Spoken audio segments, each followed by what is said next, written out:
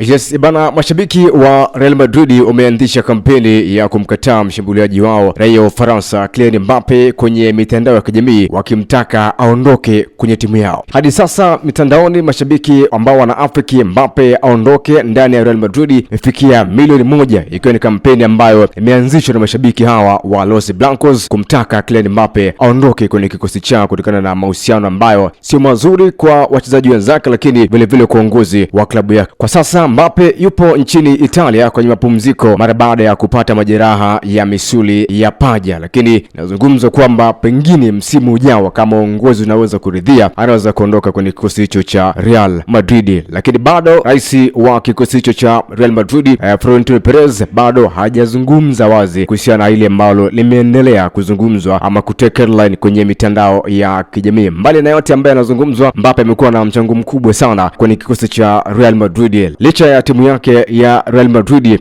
kutokuwa na mwenendo mzuri, lakini binafsi amekuwa na mwenendo mzuri sana kwenye ligi ya pale nchini Hispania. Amefunga magoli 24 kwenye ligi ya La Liga, lakini akiwa amefunga magoli 15 kwenye michuano ya UEFA Champions League ambayo tayari Madrid wamekwisha kuondoshwa katika michuano mikubwa kabisa pale barani Ulaya. Swala la kujiuliza, je, anaweza kuondoka kwenye viunga vya Los Blancos ama hizi ni hasira za mashabiki wa Madrid baada ya kushindwa kutoa ubingwa wa La Liga lakini kushindwa kutoa ubingwa wa UEFA Champions League?